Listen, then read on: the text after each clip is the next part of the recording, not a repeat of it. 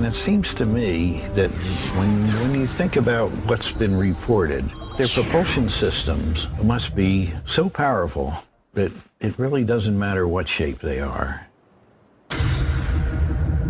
We'll explore our alien ship's propulsion later. But for now, let's keep in mind that on this ship, aerodynamics are almost obsolete.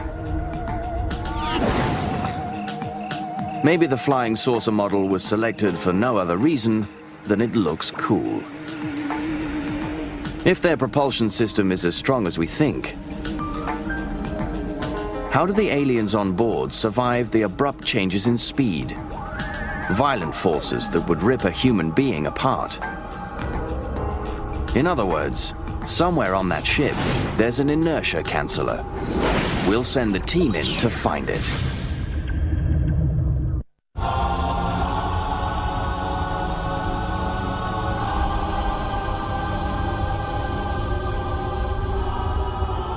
Our alien ship is immune to the effects of drag within Earth's atmosphere. But even more significantly, it's immune to the effects of inertia, the universal property of matter that causes a body at rest to stay at rest, and a body in motion to stay in motion.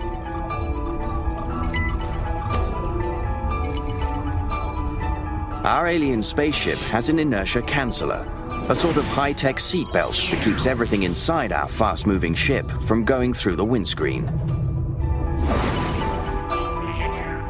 By examining UFO reports, our experts can better comprehend this piece of alien equipment.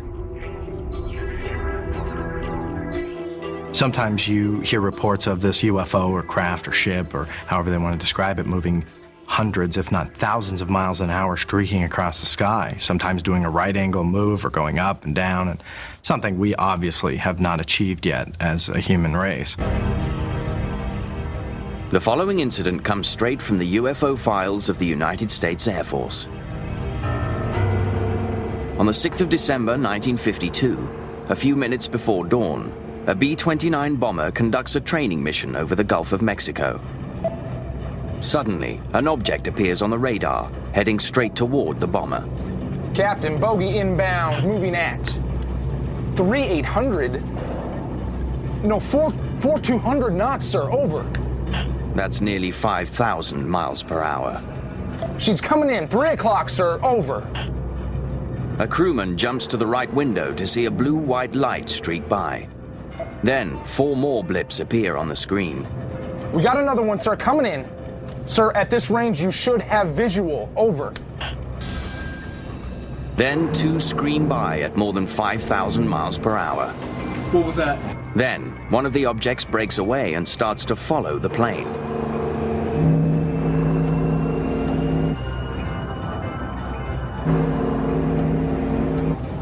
Minutes later, the radar operator sees all the blips fly toward and merge with a much larger radar blip that suggests a large flying craft. This large mothership then tears off at more than 9,000 miles per hour.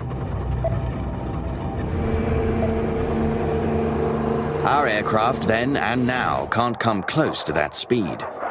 And even if they could, it would kill us to be going that fast and suddenly stop or turn.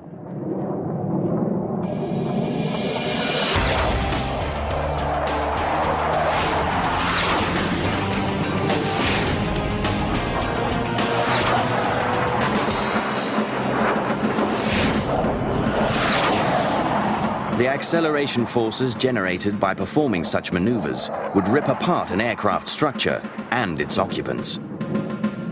Anytime that you slow down, speed up, or turn, a force is involved. And if it's very severe, then the force has to be very severe.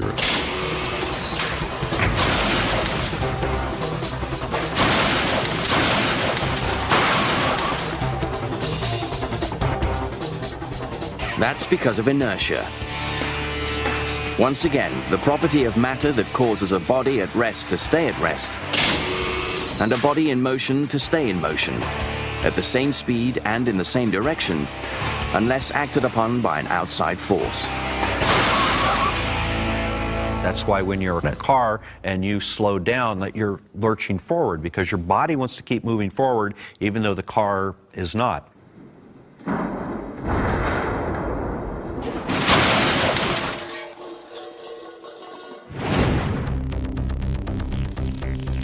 If the spaceship is traveling 5,000 miles per hour and abruptly stops, the vehicle might come to a halt. But the alien pilots continue moving forward due to inertia. In other words, if they're built anything like us, they become wet smears on the inside surface of the spacecraft.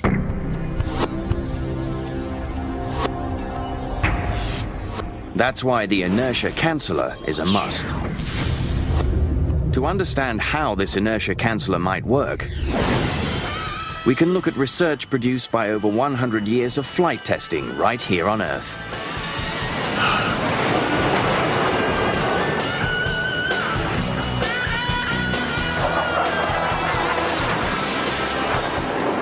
Acceleration forces are measured in units of gravitational acceleration, or G-forces. A single G is the pull downward Earth has on our bodies when we're at sea level. Jet fighter and stunt pilots pull elevated Gs up to 9 during certain maneuvers. Pulling back on the stick generates positive Gs. This gives the sensation of being several times heavier.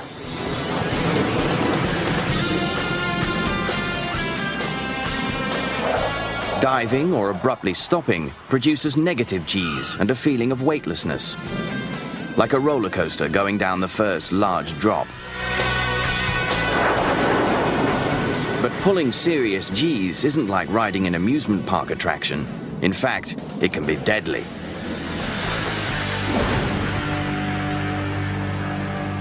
Here at Lemoore, California's Naval Air Station, pilots ride in a human centrifuge to see how many positive Gs the human body can withstand. Okay, go ahead. Should start to feel the gradual onset of Gs now. The centrifuge we have here, the gondola itself travels at about 65 or 70 miles an hour, which doesn't seem like it's all that fast, but as it rotates on that arm, it produces some very significant G forces, as much as 15 Gs, although we are human limited to 9 Gs. The goal of our training here is to educate pilots and aircrew what it feels like to pull Gs under controlled laboratory situation. We will often take them right to the edge of G-lock. G-lock is the technical term for gravity-induced loss of consciousness, which is caused by blood draining from the brain. Testing helps pilots recognize the onset of G-lock, and therefore how to avoid it when they're actually flying. Unchecked, G-lock can cause pilots to black out. Eventually they will die, either from lack of oxygen or from crashing their plane. What happens is at certain points, the blood literally cannot pump around your whole body. The forces are so great that the blood gets pushed to your legs. So 10 Gs, a very hardy astronaut could survive. Beyond that, literally parts of your body get pushed apart, get crushed, literally by the G-forces.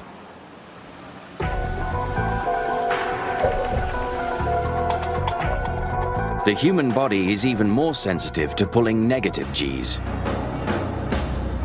We know much about the way negative Gs affect the human body, thanks to the work of men like Dr. John Stapp. Stapp worked for the US Air Force as his own guinea pig,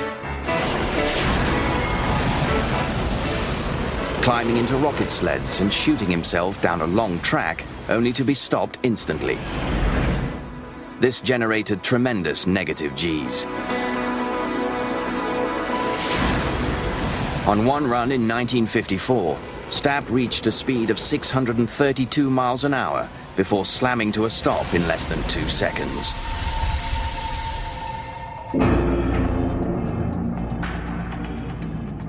He survived, but suffered a complete redout, bursting the capillaries in his eyes due to the force of more than 40 Gs.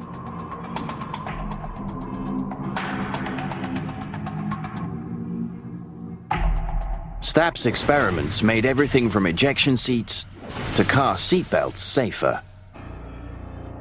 However dramatic, these tests don't come close to producing the kind of G's a ride on a UFO would.